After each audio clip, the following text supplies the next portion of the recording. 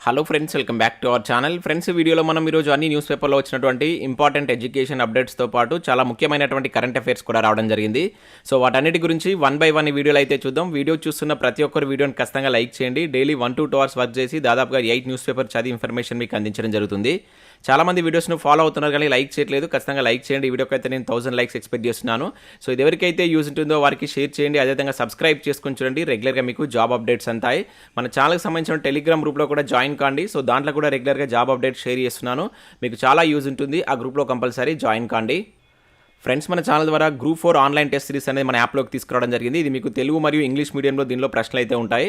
So topic వైజ్గా 100 టెస్టులు, అదేవిధంగా 5 గ్రాండ్ టెస్టులు అనేది దీని ద్వారా మీకు అందించడం జరుగుతుంది. పేపర్ 1 అండ్ పేపర్ 2కి సంబంధించినటువంటి ఆన్లైన్ టెస్ట్ సిరీస్ ఇది. దీని కాస్ట్ వచ్చేసి 399 రూపీస్ ఉంది. ఇంకా అదే కాకుండా మన యాప్లో తెలంగాణ కల్చర్ కావచ్చు, అదేవిధంగా ప్రభుత్వ పథకాలకు సంబంధించినటువంటి గ్రాండ్ టెస్టులు కావచ్చు, ఇంకా అదే కాకుండా గ్రూప్ 2, గ్రూప్ 4కి సంబంధించినటువంటి full video courses and current affairs సంబంధించినటువంటి పీడిఎఫ్స్. సో పర్ మంత్కు 20 రూపీస్ చొప్పున చెల్లించి మీరు కరెంట్ అఫైర్స్ పీడిఎఫ్ అయితే డౌన్లోడ్ చేసుకోవచ్చు. ఇంకా అవే కాకుండా ఇండియన్ పాలిటిక్స్ సంబంధించిన టెస్ట్ సిరీస్ కావచ్చు, తెలంగాణ చరిత్ర, తెలంగాణ ఉద్యమ చరిత్ర, అదేవిధంగా జనరల్ సైన్స్ సంబంధించినటువంటి సబ్జెక్ట్ వైజ్ టెస్ట్ సిరీస్ కూడా ఉన్నాయి. ఒకసారి యాప్ను డౌన్లోడ్ చేసుకుని అక్కడ శాంపిల్ టెస్ట్ ఉంటాయి. చూసిన తర్వాత మీకు నచ్చితే దానికి సంబంధించిన కోర్స్ అయితే తీసుకోండి. ఫ్రెండ్స్, ఈరోజు న్యూస్ పేపర్లో వచ్చినటువంటి అప్డేట్స్ కనుక చూసినట్లయితే మనకు ఫస్ట్ అప్డేట్ వచ్చేసి 4006 టీజీటీ పోస్టులకు సమగ్ర ప్రకటన జారీ అంటూ ఈనాడు న్యూస్ పేపర్లో ఒక అప్డేట్ ఇక్కడ మనం చూడవచ్చు. 70% ఉద్యోగాలు మహిళలకే, సాధారణ సొసైటీలో జనరల్ అభ్యర్థులకు 0, గిరిజన సొసైటీల్లోనూ అత్యంత తక్కువ కేటాయింపులని చెప్పేసి ఇక్కడ మనం ఒక అప్డేట్ చూడవచ్చు. సో రాష్ట్రంలో మనకు సంక్షేమ గురుకులాల్లో ట్రైన్డ్ గ్రాడ్యుయేట్ టీచర్స్ టీజీటీ పోస్టులు అత్యధికంగా మహిళలకే రిజర్వ్ అయ్యాయి. సో గురువారం 4006 పోస్టులకు సమగ్ర ప్రకటన వెలువడగా అందులో 3012 అంటే 70% అధివలకే దక్కనున్నాయి. సో జనరల్ అభ్యర్థుల కోటా కింద కేవలం 994 అంటే 25% పోస్టులు మాత్రమే దక్కాయి. సో బాలికలు కావచ్చు, మహిళల గురుకులాల్లో పోస్టులని మహిళల చేతనే భర్తీ చేయాలన్నటువంటి సుప్రీంకోర్టు మార్గదర్శకాలు, అదేవిధంగా ప్రభుత్వ నియమాలు ఉన్నాయి. సో రాష్ట్రంలో సంక్షేమ గురుకులాల్లో 9231 పోస్టులకు ఈ నెల 5న గురుకుల నియామక బోర్డు ఒకేసారి 9 ఉద్యోగ ప్రకటనలు అయితే వెలువరించింది. సో ఇందులో మనకు 8 ప్రకటనలకు ఇప్పటికే సమగ్ర ప్రకటనలు ఇచ్చింది. సో గురుకులాల్లో అత్యధిక పోస్టులు ఉన్నటువంటి 4006 టీజీటీ ఉద్యోగాలకు గురువారం సమగ్ర ప్రకటన అయితే జారీ చేయడం జరిగింది. సో ఈ ఉద్యోగాలకు ఈ నెల 28 నుంచి నెక్స్ట్ మంత్ 27 వరకు మీరు ఆన్లైన్లో అప్లై చేసుకోవాల్సి అయితే ఉంటుంది. అయితే మనకు తొలుత ఈ టీజీటీ కింద 4020 పోస్టులు ఉంటాయని ప్రకటించినప్పటికీ సో దివ్యాంగుల సంక్షేమ శాఖలో ఒక 14 పోస్టులకు సంబంధించినటువంటి ఈ సర్వీస్ నిబంధనలు రాకపోవడంతో తాజా ప్రకటనలో వెలువడలేదని చెప్పేసి ఇక్కడ ఇవ్వడం జరిగింది. సో అంటే ఆ 14 పోస్టులు దీనిలో యాడ్ చేయలేదని చెప్పేసి ఇక్కడ ఇచ్చారు. సో వీటికి సంబంధించిన విద్యార్థులు అయితే చూడవచ్చు. సో దీనికి సంబంధించి డిగ్రీ విత్ బీఈడీ అనేది ఉండాలి. డిగ్రీలో మీకు 50% మార్క్స్ అనేది ఉండాలని చెప్పేసి మెన్షన్ చేశారు. దాంతోపాటుగా టెట్ కూడా క్వాలిఫై ఉండాలి. ఇక ఫీజులు కనుక చూసినట్లయితే జనరల్ అభ్యర్థులకు 1200 ఉంది. అదేవిధంగా ఎస్సీ, ఎస్టీ, బీసీ, ఈడబ్ల్యూఎస్ దివ్యాంగుల అభ్యర్థులకు 600 రూపాయలు అనేది ఆన్లైన్ అప్లికేషన్ ఫీజు అయితే ఉంది. సో వీటికి సంబంధించి పోస్టులకు నిర్వహించేటువంటి రాత పరీక్షలు 3 పేపర్లుగా మనకు 300 మార్క్స్ ఉంటాయి. పేపర్ 1, పేపర్ 2, పేపర్ 3 అని చెప్పేసి మనకు 300 మార్క్స్ అయితే ఎగ్జామ్ కండక్ట్ చేస్తారు. ఇక్కడ పేపర్ 1 100 మార్క్స్ ఉంటుంది, అది జనరల్ స్టడీస్. తర్వాత పేపర్ 2 వచ్చేసి మనకి ఇక్కడ ఇది సబ్జెక్టు సంబంధించిన బోధన సామర్థ్యాలపైన ఉంటుంది. పేపర్ 3 వచ్చేసి కంటెంట్, ఆ సబ్జెక్టు సంబంధించిన దానిపైన ఉంటుంది. టోటల్ 300 మార్క్స్ ఎగ్జామ్ ఉంటుంది. అయితే ఇక్కడ మరొక ఇంపార్టెంట్ అప్డేట్ చూసినట్లయితే ఆగస్టులో రాత పరీక్షలు అని చెప్పేసి కూడా ఇచ్చారు. సో సంక్షేమ గురుకులాల్లో ఉద్యోగాలకు ఆగస్టులో రాత పరీక్షలు జరిగేటువంటి అవకాశం ఉన్నట్టు తెలుస్తుంది. సో ప్రస్తుతం 9 ఉద్యోగ ప్రకటనలు దరఖాస్తు గడువు మేలో ముగియనుంది. ఆ తర్వాత కనీసం 2 నెలల వ్యవధిలో ఉండేలా జాగ్రత్తలు తీసుకుంటుంది. సో గురుకుల నియామక పరీక్షలు ఇతర నియామక పరీక్షలు లేనటువంటి రోజుల్లో నిర్వహించనుంది. సో ఏదైనా పోస్టుకు 30,000 వరకు దరఖాస్తులు వస్తే ఆ పరీక్షను ఆన్లైన్లో నిర్వహించేందుకు గల అవకాశాలను పరిశీలిస్తున్నట్లు కూడా ఇక్కడ ఒక అప్డేట్ మనం గురుకుల ఉద్యోగాలకు సంబంధించి చూడవచ్చు. సో నిన్న రిలీజ్ అయినటువంటి ఈ టీజీటీ నోటిఫికేషన్ సంబంధించినటువంటి ఇక్కడ వేకెన్సీస్ సొసైటీల వారికి అయితే ఇవ్వడం జరిగింది. ఇక్కడ ఎస్సీ గురుకుల సొసైటీలో మనకు టోటల్గా 429 ఉంటే దానిలో జనరల్ అభ్యర్థులకు 179, మహిళలకు 250 పోస్టులు అయితే ఉన్నాయి. సో అట్లా అదేవిధంగా ఎస్సీ గురుకులాలో ఉన్నటువంటి బాలికలకు సంబంధించి టోటల్గా 299 ఉంటే అవన్నీ మహిళలకే దక్క ఉన్నాయి. ఇక గిరిజన గురుకుల సొసైటీలో కనుక చూసుకుంటే 119 పోస్టుల్లో 17 జనరల్, అదేవిధంగా 102 మహిళలకు ఉండడం జరిగింది. అదేవిధంగా బీసీ గురుకుల సొసైటీలో కనుక చూసుకుంటే 1203 పోస్టులకు గాను 551 మహిళలకు, 652 ఇక్కడ జనరల్. ఇక్కడ కొంచెం ఎక్కువగా జనరల్ అభ్యర్థులు అయితే ఉండడం జరిగింది. మైనార్టీ గురుకులాలో చూసుకుంటే 146 జనరల్, 202 వచ్చేసి మహిళలు, టోటల్గా 343. ఇంకా సాధారణ గురుకుల సొసైటీలో మొత్తానికి వేకెన్సీస్ లేవన్నమాట. ఇక్కడ జనరల్ అభ్యర్థులకు 0 వేకెన్సీ రావడం జరిగింది. ఉన్నటువంటి 36 వేకెన్సీస్ అన్ని మహిళలకే కేటాయించారు. ఇక మహిళా గురుకులాల్లో మొత్తం కంప్లీట్గా మహిళలకే ఇచ్చినట్లు ఇక్కడ మనం వాటిని చూసి అర్థం చేసుకోవచ్చు. ఇక నెక్స్ట్ విషయం అయితే ఇక్కడ గురుకుల కొలువులో ఆమెకు అందలం అని చెప్పేసి సాక్షిలో ఇవ్వడం జరిగింది. సో అత్యధిక పోస్టులు మహిళలకే రిజర్వ్ చేస్తూ నోటిఫికేషన్లు జారీ.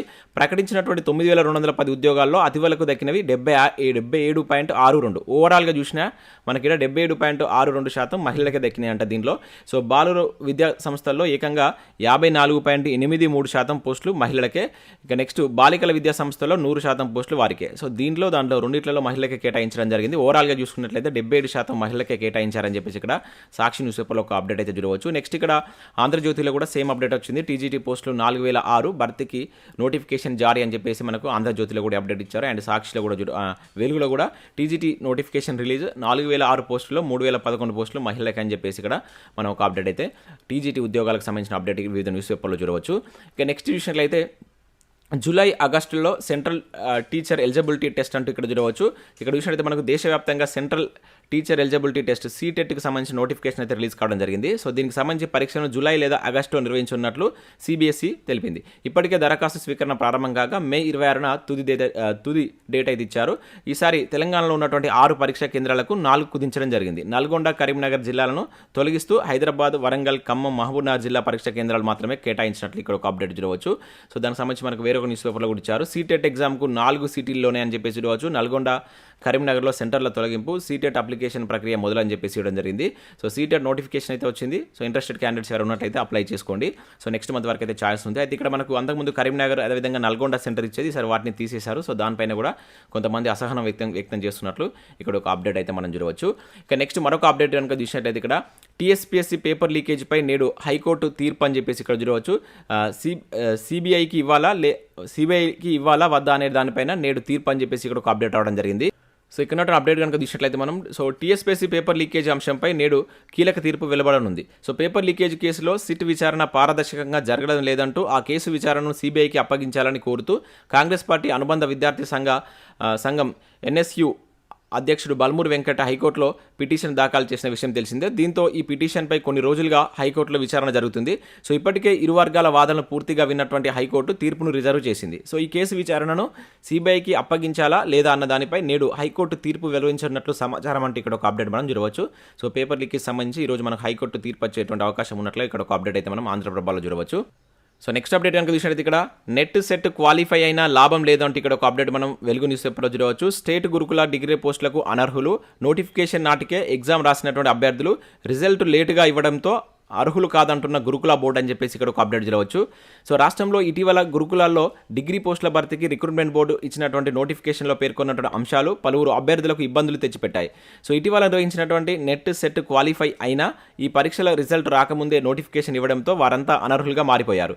సో దీంతో అభ్యర్థులు తీవ్ర ఆందోళనలో ఉన్నారంటే ఇక్కడ చూడవచ్చు. సో స్టేట్లో ఎస్సీ, ఎస్టీ, బీసీ డిగ్రీ గురుకులాల్లో మనకు దాదాపుగా 868 పోస్టుల భర్తీకి Telangana residential education institution society so మనకు ఆ రిక్రూట్మెంట్ బోర్డు అయితే నోటిఫికేషన్ ఈ నెల 5న అయితే రిలీజ్ చేసింది. వీటికి సంబంధించి 17 నుంచి నెక్స్ట్ మంత్ 17 వరకు ఆన్లైన్లో దరఖాస్తు చేసుకోవాలని చెప్పేసి పేర్కొన్నారు. అయితే ఈ పోస్టులకు తప్పనిసరిగా తెలంగాణ స్టేట్ ఎలిజిబిలిటీ టెస్ట్, దాన్నే మనం టీఎస్ సెట్ లేదంటే యూజీసీ నిర్వహించేటువంటి national entrance test NET qualify అయిన వారే అర్హులని తెలిపింది. అయితే తెలంగాణలో నిర్వహించేటువంటి టీఎస్ సెట్ నోటిఫికేషన్ గత ఏడాది డిసెంబర్ 23న రిలీజ్ చేసిన మార్చి 14, 15, 17 తేదీలో దీనికి సంబంధించిన ఎగ్జామ్ నిర్వహించారు. మరోపక్క యూజీసీ సెట్ కూడా దానికి సంబంధించి ఫిబ్రవరి 21 నుంచి మార్చి 16 వరకు జరిగింది.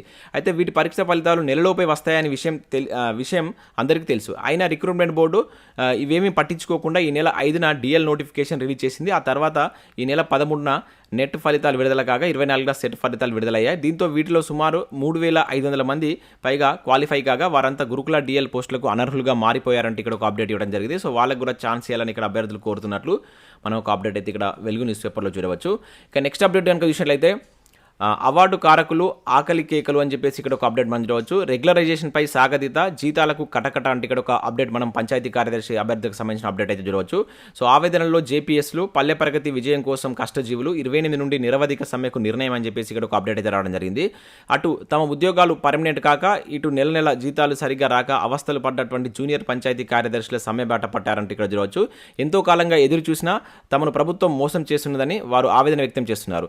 తమ ప్రధాన డిమాండ్ పర్మనెంట్ చేయడమే అని వెంటనే తమను రెగ్యులరైజ్ చేయాలంటూ రాష్ట్ర వ్యాప్తంగా సమ్మె చేయనున్నారు. సో రాష్ట్ర ప్రభుత్వం నిర్వహించినటువంటి 4 సంవత్సరాల ప్రొబేషనరీ కాలం ఈ నెల 2వ వారంలో ముగిసింది. ఇప్పటి వరకు ప్రభుత్వం నుంచి ఎలాంటి ఉత్తర్వులు వెలువడకపోవడంతో ఈ నెల 28 నుంచి నిరవధిక సమ్మెకు సిద్ధమైనట్లు ఇక్కడ ఒక అప్డేట్ మనం పంచాయతీ కార్యదర్శులకు సంబంధించిన అప్డేట్ అయితే చూడవచ్చు. సో నెక్స్ట్ అప్డేట్ కనుక చూసినట్లయితే ఇక్కడ మనకు ఈనాడు ప్రతిభలో కనుక చూసినట్లయితే ఇక్కడ మనకు జనరల్ స్టడీస్ జీవశాస్త్రానికి సంబంధించినట్టు ఒక ఆర్టికల్ అయితే రావడం జరిగింది. సో ఇంట్రెస్టెడ్ క్యాండిడేట్స్ డౌన్లోడ్ చేసుకొని చదివారు. అదేవిధంగా భారతదేశ చరిత్ర విష్ణువర్ధనుడికి విషమ సిద్ధి అని చెప్పేసి ఇక్కడ మనం చాళుక్యులకు విష్ణువర్ధన్కి సంబంధించిన దానిపైన ఒక ఆర్టికల్ అయితే చూడవచ్చు. మనకి ఏదైతే పుష్యభూతి వంశానికి సంబంధించినటువంటి విషవర్ధనుడు కావచ్చు, అదేవిధంగా బాదామి చాళుక్యులకు సంబంధించినటువంటి రెండవ పులకేశి మధ్య చాలా మంచి స్టోరీ ఉంటుంది. చాలా పెద్ద యుద్ధం కూడా జరుగుతుంది నర్మదా నది తీరాన. అటువంటి వాటిపైన ఇక్కడ మనకు క్వశ్చన్స్ అయితే ఉన్నాయి. ఒకసారి దీన్ని చూసేటువంటి ప్రయత్నం అయితే చేయండి. సో ఇవి మనకు వివిధ న్యూస్ పేపర్లో వచ్చినటువంటి education updates. Next current affairs చూద్దాం. చాలా ముఖ్యమైన కరెంట్ అఫైర్స్ అయితే ఉన్నాయి. స్కిప్ చేయకుండా చూడండి. ప్రతి ఒక్కరు ఖచ్చితంగా లైక్ చేసి మీ మిత్రులకైతే షేర్ చేయండి. సో ఇక్కడ మనం ఫస్ట్ కరెంట్ అఫైర్ కనుక చూసినట్టయితే దిగ్గజ బాక్సర్ కౌర్ సింగ్ మృతి అని చెప్పేసి ఇక్కడ ఒక అప్డేట్ మనం చూడవచ్చు. 1982 ఆసియా క్రీడల బాక్సింగ్ ఛాంపియన్ కౌర్ సింగ్ చనిపోతూ మనకి వార్తల్లో అయితే నిలవడం జరిగింది. గత కొంతకాలంగా అనారోగ్య సమస్యలతో బాధపడుతూ నిన్న మనకు హర్యానాలో చనిపోవడం జరిగింది. సో ఇతను 1980లో జనవరిలో మనకు మహమ్మద్ అలీతో 4 రౌండ్ల ఎగ్జిబిషన్ పోర్లో కౌర్ తలపడ్డాడు. తర్వాత 1982లో ఢిల్లీ ఆసియా క్రీడల్లో స్వర్ణం సాధించినటువంటి వ్యక్తి అనమాట.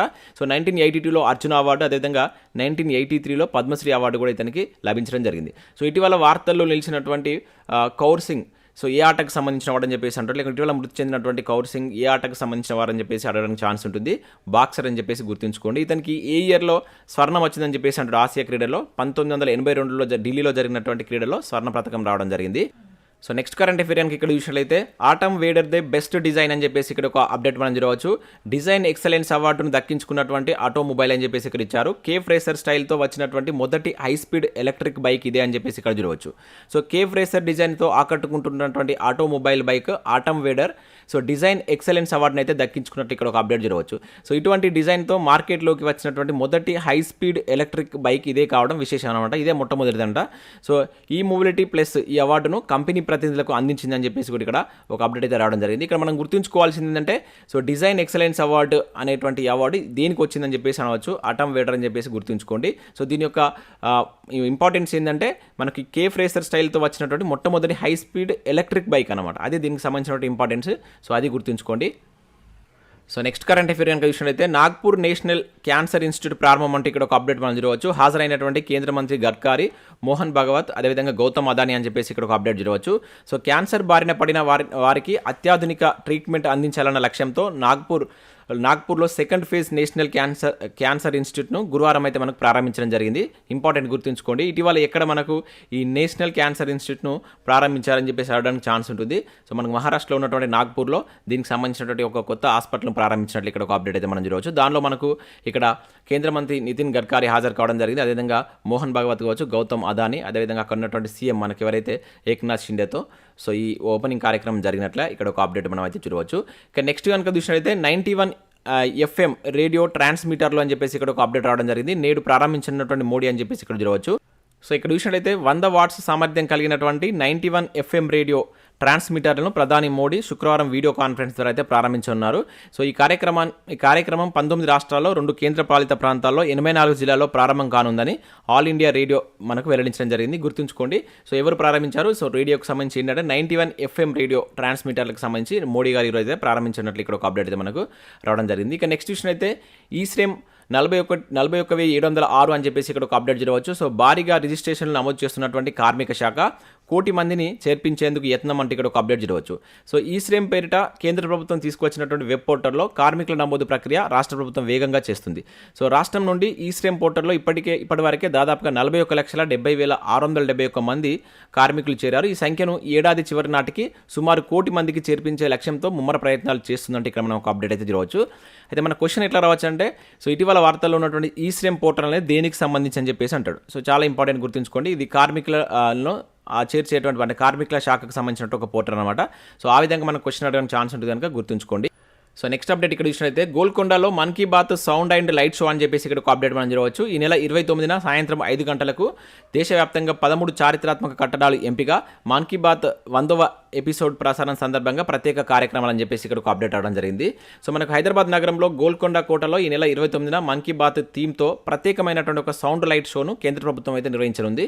సో ఈ నెల 30న మనకు ఆల్ ఇండియా రేడియో ద్వారా ప్రసారం కానున్నటువంటి మన్ కీ బాత్ 100వ ఎపిసోడ్ సందర్భంగా కేంద్ర సాంస్కృతిక మంత్రిత్వ శాఖ ఆధ్వర్యంలో ఈ కార్యక్రమాలు అయితే చేపడుతున్నారు. సో మన్ కీ బాత్కు సంబంధించినటువంటి ఎంపిక చేసినటువంటి కొన్ని థీమ్లను పురావస్తు శాఖ ఆధీనంలో దేశవ్యాప్తంగా 13 చారిత్రాత్మక కట్టడాల్లో ఈ సౌండ్ అండ్ లైట్ షో ద్వారా ప్రదర్శించనున్నారు. సో దానిలో మన తెలంగాణకు సంబంధించి ఇక్కడ గోల్కొండ కోట అయితే ఎంపిక కావడం జరిగింది. దానిలో మనకి ఇక్కడ చూసినట్లయితే ఢిల్లీలో ఉన్నటువంటి ఎర్రకోట కావచ్చు, గ్వాలియర్ కోట, సూర్య దేవాలయం, వెల్లూరు కోట, గేట్ వే ఆఫ్ ఇండియా, ఇట్లా చాలా చారిత్రాత్మక కట్టడాల్లో ఈ సౌండ్ అండ్ లైట్ షో అయితే ప్రదర్శించనున్నారు. దానిలో మన తెలంగాణకు సంబంధించి చోటు తగ్గించుకున్నట్టు కట్టడం ఏంటంటే గోల్కొండ కోట అని చెప్పేసి ఇక్కడ గుర్తుంచుకోండి.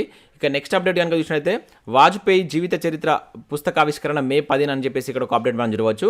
సో ఇక్కడ ఇన్ఫర్మేషన్ కనుక చూసినట్లయితే భారత మాజీ ప్రధాని అటల్ బిహారీ వాజ్పేయి జీవితంలోని అపోహలు కావచ్చు, తెలియని నిజాలను వెల్లడిస్తూ వాజ్పేయి హిందూ హక్కుల ఆరోహణ అనే పేరిట కొత్త పుస్తకాన్ని మే 10న ఆవిష్కృతం కానుంది. సో భారతీయులకు ఆరాధ్యుడైనటువంటి ప్రధానిగా గుర్తింపు పొందినటువంటి వాజ్పేయి జీవితం గురించి పాఠకులకు ఈ పుస్తకం మరిన్ని విషయాలు తెలియజేస్తుందని ప్రచురణకర్తలు తెలిపారు. సో న్యూ ఇండియా ఫౌండేషన్ సహాయంతో ఇక్కడ పికాడోర్ ఇండియా అనేటువంటి పుస్తకాన్ని ప్రచురించడం జరిగింది. సో అభిషేక్ చౌదరి రచించినటువంటి ఈ జీవిత చరిత్ర 2 విభాగాల్లో మనకు రానుంది. ఇది మొదటిది అని చెప్పేసి ఇక్కడ ఇచ్చారు. ఇక్కడ పేరు గుర్తుంచుకోండి, అభిషేక్ చౌదరి పేరు. అదేవిధంగా ఫౌండేషన్ వచ్చేసి న్యూ ఇండియా ఫౌండేషన్ ద్వారా ఈ బుక్ అయితే రానుంది. సో నెక్స్ట్ సెకండ్ ఎడిషన్ అనేది డిసెంబర్లో వచ్చేటువంటి ఛాన్స్ ఉందని చెప్పేసి ఇక్కడ తీయడం జరిగింది. సో ఇవి మనకు ఈరోజు వివిధ న్యూస్ పేపర్లో వచ్చినటువంటి ముఖ్యమైనటువంటి కరెంట్ అఫైర్స్, అదేవిధంగా ఎడ్యుకేషన్ అప్డేట్స్. సో వీడియో నచ్చినట్లయితే లైక్ చేసి మీ మిత్రులకైతే షేర్ చేయండి. Thanks for watching. Thank you everyone.